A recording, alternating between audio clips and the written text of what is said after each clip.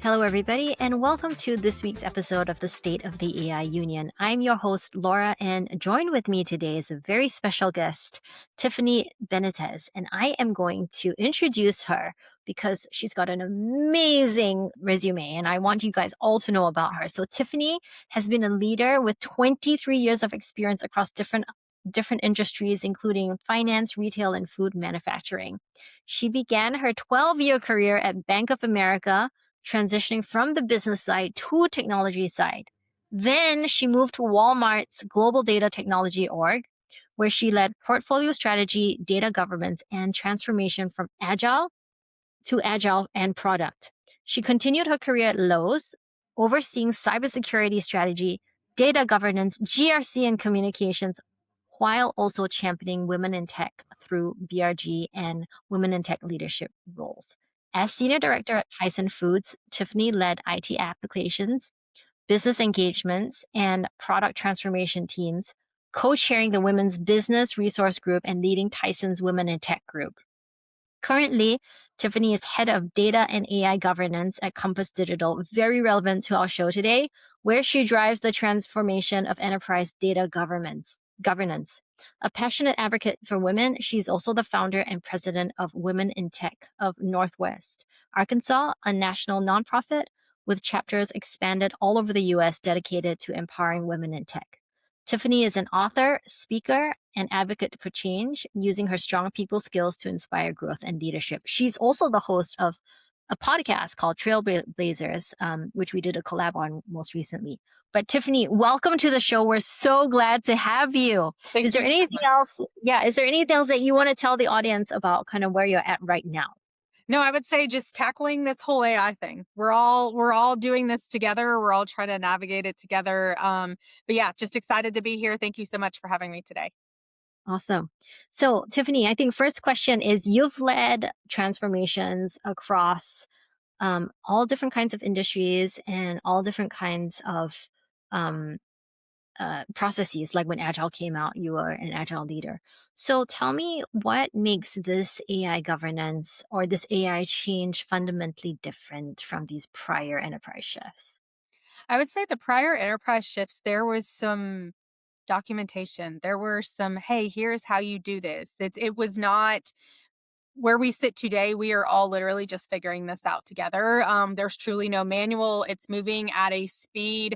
We've had a lot of technological transformations. This isn't the first, but none have moved at the speed that this is moving. And so you are by the day getting left behind. And so how do you continue to move it forward in your workplace or in your roles and also still stay up to date? I think with everything that's going on and how fast it's moving is a challenge that we haven't seen in any other transformation. Yeah. So just the speed at how it's moving and changing like really fast, right? Has made a big difference. Um and go ahead, anything that you No, want to I was add just there? going to say, Yeah. like, not only is it like changing so fast, right? But we're Mhm. all on uncharted waters together. So I think maybe the very first person that released Agile, right? There were still practices put in place of like, hey, this is how Agile is done, and this is how you can go and expand. And it's really not a template. I see in many transformations, people try to shove their company into this template, whether it's Agile and product, whether it's data governance. But really, it should be mindsets and concepts that you take back to your company to say, how best does this work for our company? But from an AI perspective, we don't have all of that, right? So AI has been around for forever, right? However, the generative AI piece has not. And that's the part that we're all navigating to figure out together. So the reality is there's no manual that anyone's handing us. If you go look at certifications, I just had this conversation this week. There are, if you go take an AI certification, it is definitely just foundations of like, what is AI?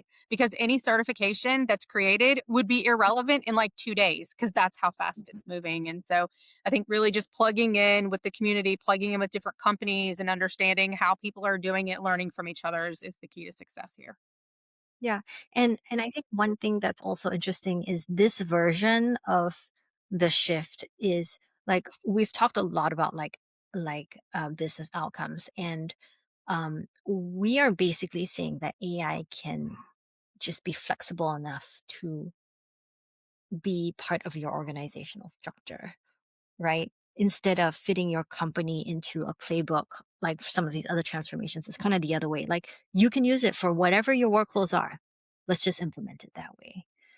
So that's probably also something that's challenging here. Yeah, I agree. Also, measurable outcomes. Like there are certain Mm. things you can measure and put a dollar around, such as hours saved, right? Which equates back to dollars. But the reality is, like, we don't even know all that we could be measuring and what these outcomes could look like, right? And because it's evolving so fast, as soon as we get one thing figured out, there's already six more, right? That are now available. And so I think, how do we measure? How do we not get left behind? How do we speak to the true impact and value? The other thing about AI is that it's all brand new. So you're POCing everything, right? So you've got a ton of POCs going on.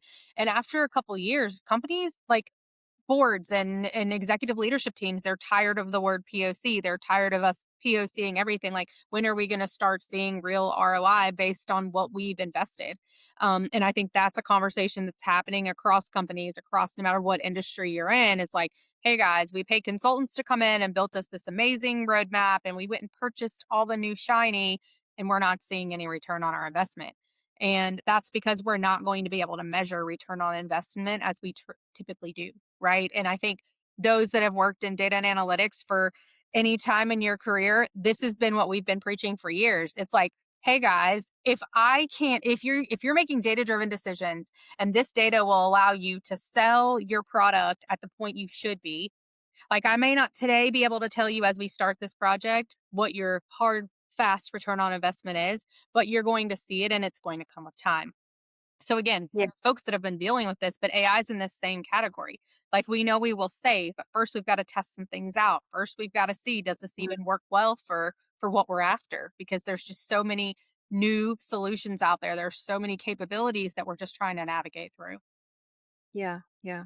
So Tiffany, you're probably seeing a lot of AI vendors come across your desk, and given that you're really focused on data governance and AI governance, what are some things you need to see before you will even give the thumbs up on an evaluation?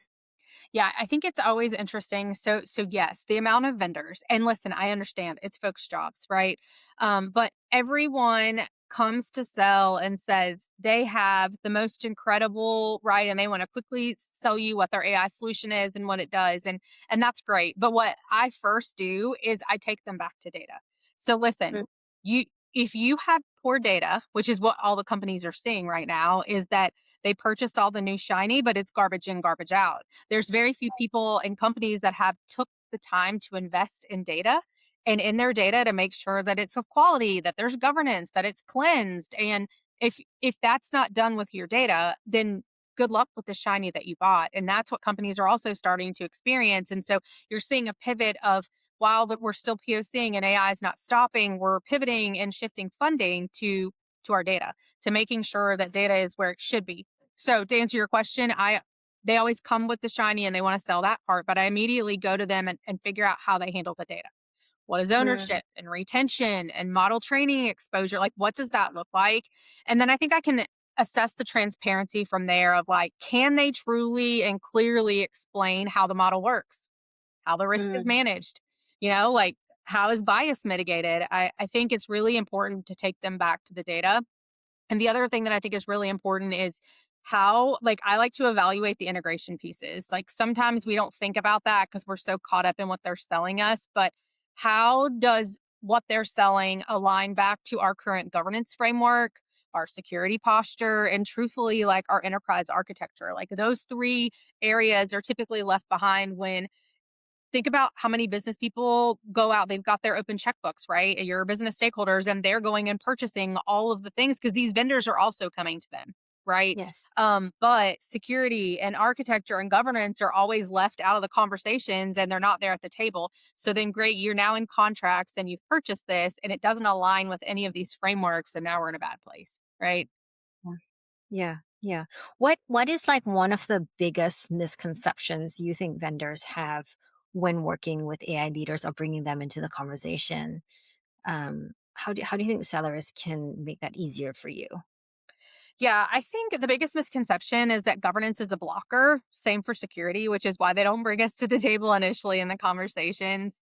But the reality is that none of these roles are trying to slow innovation. We're all here for it, right? But we are trying to make sure that what we purchase and what we move forward with are scalable and sustainable. Because if we purchase it today and we're not able to scale and we're not able to sustain, and typically the vendors don't know enough about our business to really know, is this scalable in our environment? And so I think sellers should really approach us as a strategic partners. I think they should come prepared with documentation. Documentation is Mm, key to everything. Like, what is the risk framework? And really making sure that they have clarity around compliance. So, typically, I think the biggest mistake I see over and over again with vendors is that they're trying to just sell features and do demos, right? So, the demos show you what all features are there. But the reality is, like, if you miss the piece around, does it map back to our enterprise architecture, right? Like, what does it, are we able to integrate it with our governance framework? If you miss those types of things, then essentially you're not really doing yourself justice or the person that you're after, right? At some point, you may even have to evaluate to say, no one wants to lose money, but maybe we're not the best solution for you. Like, if you haven't evaluated those types of things, then you're just going to end up in a situation where it's all word of mouth. So if one company ends up burned, then it just, it's not good for your brand. So I think just bringing in, like, remove the misconception. Like, we are not here to block anything. We're here to try to make sure that innovation is happening, that it's happening at speed. We're all about that. But we do just want to make sure that what we're building is scalable and sustainable. yeah. And it sounds like, what you're telling sellers, the advice you're giving sellers is you you can be a really strong advocate for the business side, especially if you're coming in strong on the architecture and you're saying like, here's how we're working to preserve all the things that you have built in terms of the data governance. Um, and that can be a huge selling point to your functional business leaders because then they have your trust, versus just thinking like, okay, you're going to be a blocker, right?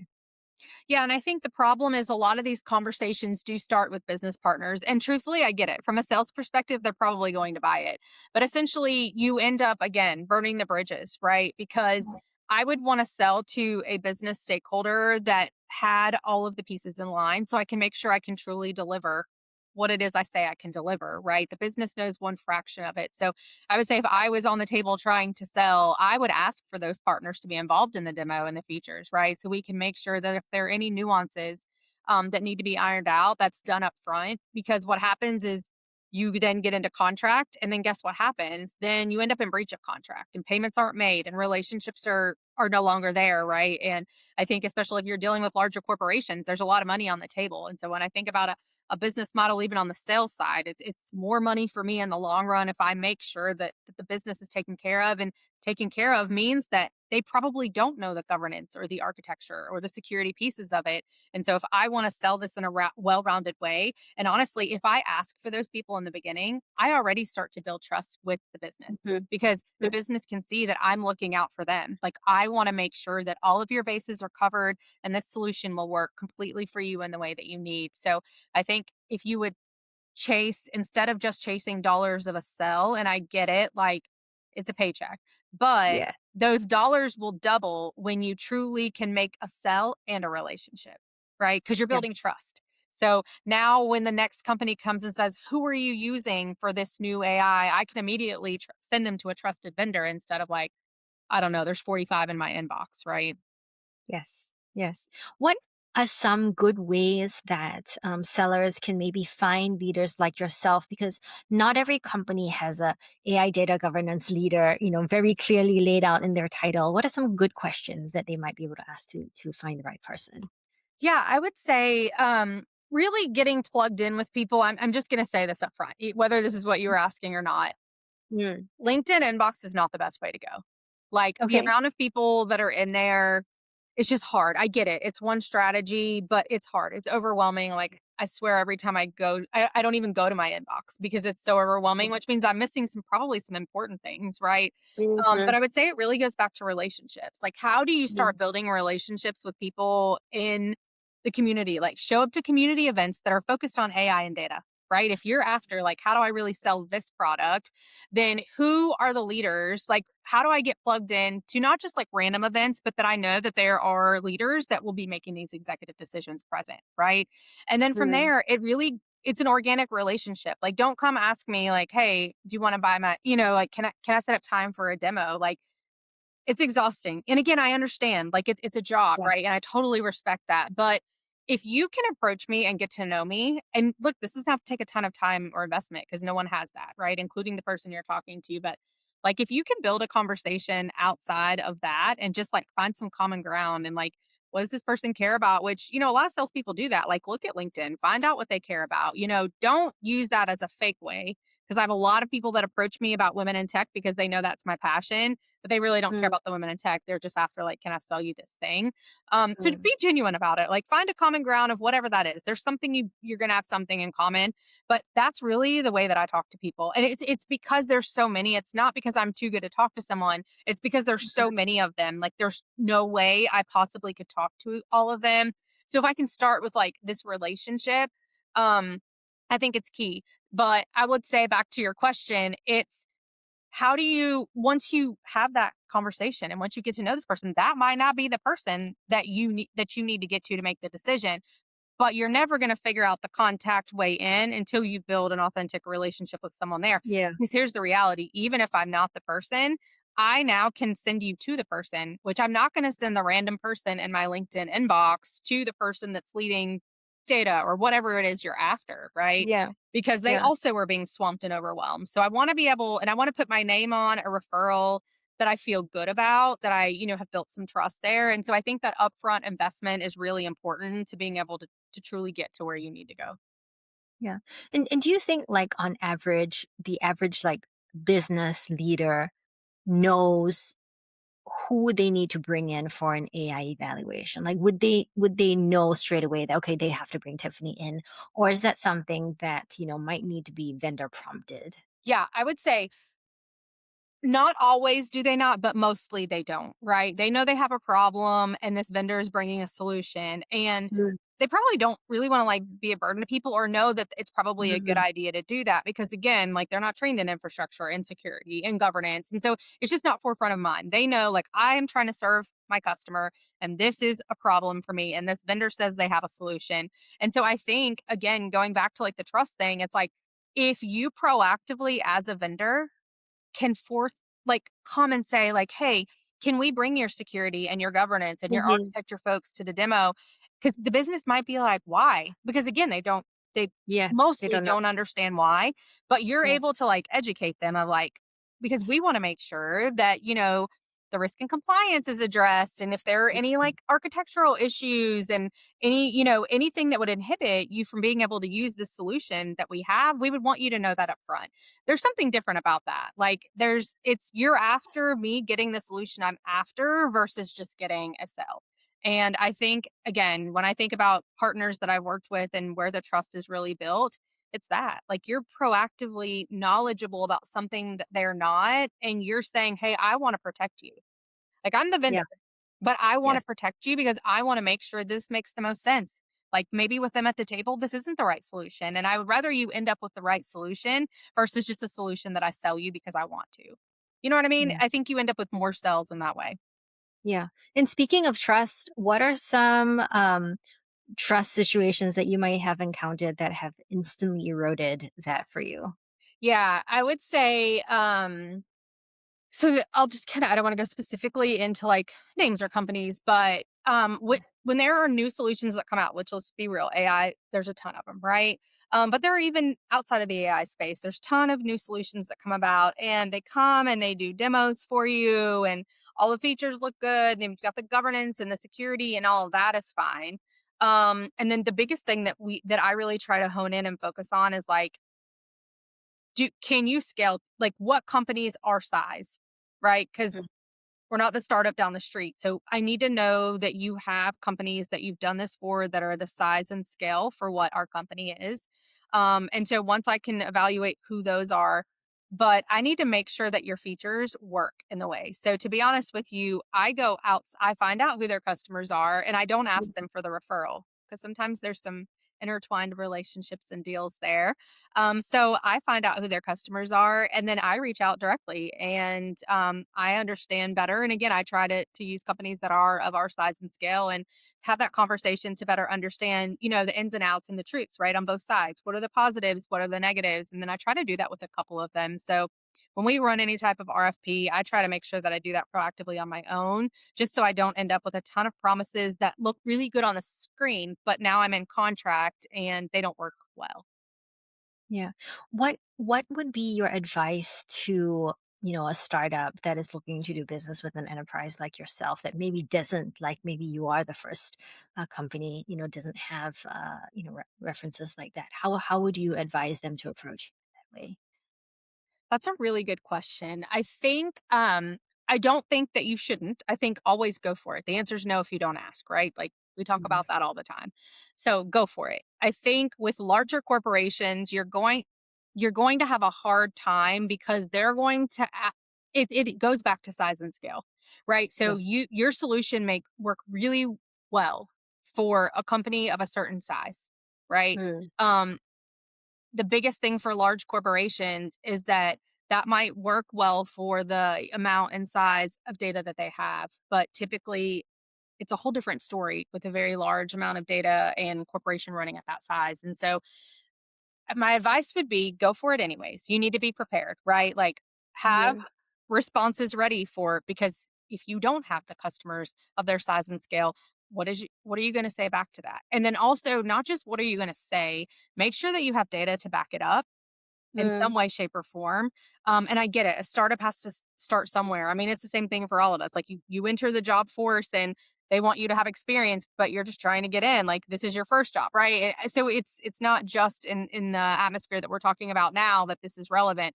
But so you go for it anyway. Someone will end up giving you a chance, but you need to be extremely educated with what you're coming in talking about and not just your product. You need to be educated on the company. So Mm. this company, what are they?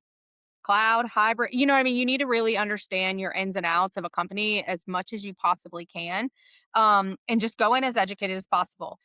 Don't feel defeated if the answer is no. Just keep coming back. Eventually, you'll get a yes, and then you'll be able to build and you'll be able to scale, and then you'll have more references. So I say always go for it.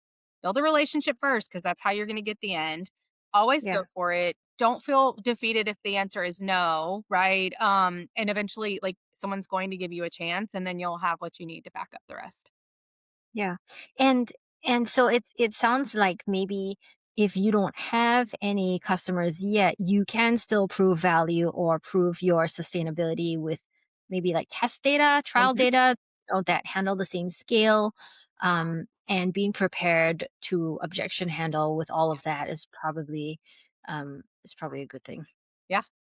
I Okay. always say, like, everyone's afraid of failure, but, like, you don't succeed until you fail, and so I see this in the same way, like, fail fast, right? Like, have the first conversation, figure out what didn't work, right? And then you know what to do better for the next conversation and the next, company that you go to, and so don't let it defeat you, let it fuel you. You're gonna fall down several times before you get up and start running, and, so I think just keep that front and, like, center of your mind. I think it'll help propel you.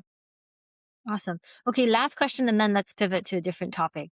Yeah. So the last question I have here is, tell us what you think the ROI of AI governance is. Is it we've talked a lot about business outcomes, and that's fairly easy to measure. What do you think it is in terms of AI governance, and how can we approach that with other governance leaders like yourself? Yeah, I would say the ROI of governance itself is I think it goes back to the quality of your data, right? The big Mm. point of governance has a lot of functions, but the biggest piece of the governance is your data of quality. Like so many companies, you go to four different systems and you pull four different numbers, right? And you're like, hey, which one do I use? Today I'm going to eeny, meeny, miny, mo, and then pray like it's the right one that I send out to the customer. Customer may or may not know, but you pose a grave risk if they do. right? It's reputational, it could be financial, there could be some legal impact or risk there. And so, really having quality data and that what you're using to make these business decisions and what you're using to actually share back with your customer and clients is of quality and value. Essentially, there's no price tag that can be put on that. Like, how much money are you continuously bringing in because what you're using is of quality? It's correct, right? And so I Mm, always say, like, there's so many features, right? Like lineage, where did it come from, right? But the big investment is like, how do you truly move your business forward with having the correct data on what's actually taking place? Like, how are you making forecasting decisions on data that you have six different answers, right? mm, And I've seen Fortune 1 companies, okay, that have five different sales numbers that they have to pick which one to send to the street. mm, How do you mhm, do that, right? And maybe no one knows, but maybe they end up finding out, right? And so I think there's just governance tends to be an afterthought of like, hey, it's this group trying to slow us down and they're over here and this is kind of their compliance check the boxes like PII and but really it just comes back to risk equals dollars. Everybody wants to mm, talk about ROI. What's the money in this? Well, what is the impact if you have a breach? What is yeah, the impact if you get sued? What's the impact if you lose some of your largest customers or clients because what you're feeding them is incorrect data? So I mm, think if people would start truly understanding the value of governance, and I will tell you that I put the onus back on folks that run governance. I think they tend to take a more technical mindset of we're here to make sure nothing bad happens. We're we're always seen as the police of it, but the reality isn't that. The reality is that we are the ones that help enable business to get to where they need to go. We're just not speaking the same language, and we need to better understand business outcomes. We need to better understand what business roadmaps are, and then take the jargon out of it and just explain to them this is how we will actually help you get there, governing the data. mm, And so I've taken at this company in this role, I've taken a very different approach of truly like measurable outcomes and ROI. But in order for me to do that, I had to understand what was the business after. What are they actually trying to do? What will they save there? And then how do I tie governance back to what actually happens? yeah. Awesome. Well, thank you for that. So, Tiffany, it is March, so it's Women's History Month.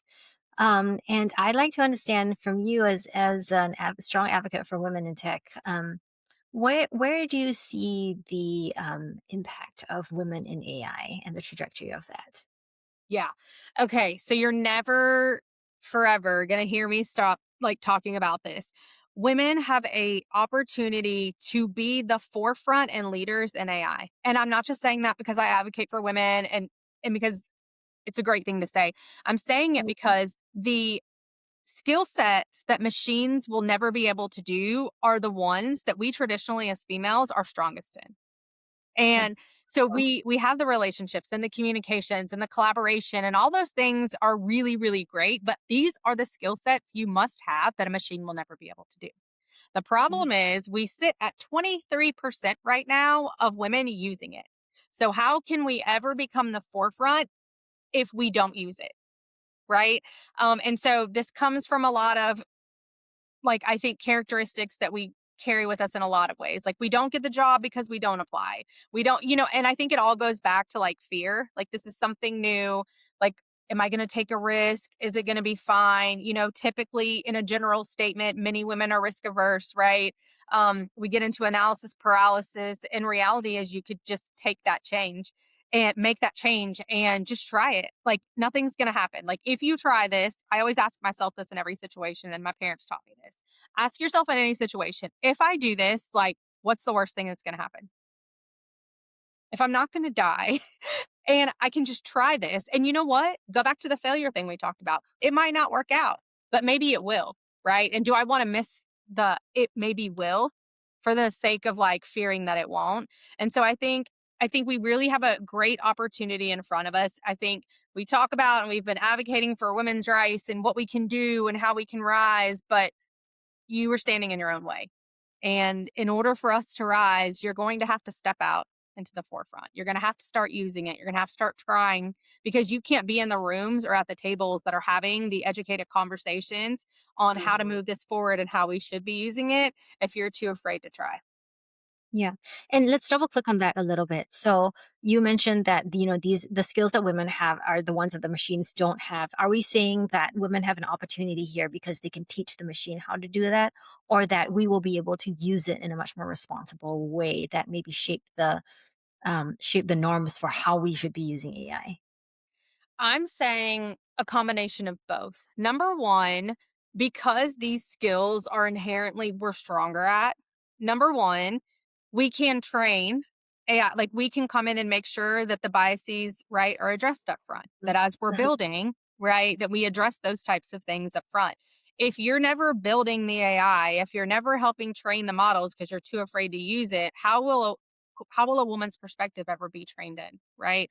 So Mhm. that's one aspect of it. But the other part that I feel like is even a bigger aspect is I personally believe, and we can all have different opinions on this, but I'm going to speak from like the Mhm. 2026, knowing this is moving crazy, but there will always be some type of human in the loop, right? There is some skill set that a machine, no matter how much we train it, won't be able to do.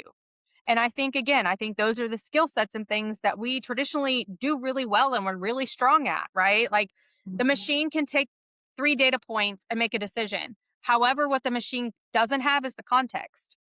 Like, do Yes. I know that this impacts something downstream and that this other team is involved? So a human's always going to need that. And our brains typically as women think more strategically. Like we look at the bigger picture, we bring it all together. And that's where typically where the fear comes in, right? It's like, I see all the Mhm. things. I don't see the one thing I'm after. But I think we need to flip that around and use it to our advantage. So it's two things back to your question. It's number one, making sure that we have the skill set that a machine can't do. So we continue to like run and help guide. And then I think it is being part of the active part of not just using, but of building and being there as part of that as well. So we can make sure that those biases and all of that are handled in the beginning. Awesome.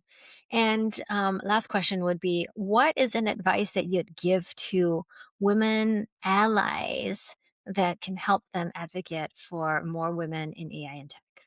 Yeah. Okay. I'm going to have two-part answer that because the truth is our allies are there. Women do not talk about the struggles or what they're dealing with. Okay. We're taught to just be strong and deal and keep pushing forward. And so we don't talk about it. Allies are not walking in our shoes, right? So Mhm. until they know how to help, they're there. They want to help. But until they know how to help, what do they do? Right. And so we need to actively speak up. We need to actively truly talk about the things. And then from there, what I think the allies can do is listen. Like, listen to what we're talking about. Also observe. So if I didn't say anything and we're in a meeting together and she says something that's pretty much dismissed and the guy says the exact same thing, right? I think we Mhm. call that mansplaining. Like he says the same thing and everybody like cheers and moves it on. I think you can in a professional way say, "Yeah, I think that's exactly what Laura just said." Right? Mhm. So I think it's a combination of us truly speaking up and sharing what do we need, right? And then I think our allies, it's about listening. I think it's about observing even when nothing's being said for on our parts. And then I think it's just about consistently showing up. Like, are there different ways that I can plug in and advocate for? Because listen, whether you're a Mhm. woman or not, like you may have a daughter, you may have a niece, right? You may have someone in it, and it doesn't matter. There's a whole generation of incredibly powerful girls and women that are coming. And what this is about, it's all about all of us together. Like we won't continue to improve our progress unless our allies are part of it. So Mhm. hashtag better together. It's cliche, but it's something that I use often because I think it's true. We're all on this journey together. I think women speak up, allies listen, and then when you see something, say something, right? And again, there's totally a professional way to do that. But until it's addressed, it will just continue on. The lovely microaggressions, it'll just continue on. And women will continue to pull back. And that is the onus on that is on women. Like, use your Mhm. voice, get a seat at the table, create another seat for another woman because it's not about you. It never was. Fantastic. Tiffany, amazing conversation. Thank you so much. Is there any last words that you want to leave with the audience before we end here? No, I would just say, really rise up. I'm going to talk to my women right now. I just kind of addressed a little bit on allies. I would say, as women, rise up. There's nothing to be afraid of. You are everything that you never even thought you were, but you're not giving yourself the chance. So step out of your own way, take the risk. It's okay. you fall down, you just get back up and you know what not to do next time. So we really have a great opportunity. Again, I echo this. We can be the forefront of what's coming, and we have an excellent opportunity to do that. But you're going to have to get out of your own head and out of your own way, but just continue to push forward. I love it. Thank you so much, Tiffany. And to our listeners, if you enjoyed this episode, please like us, leave us a comment, subscribe. And until next week, we'll see you then. Bye bye.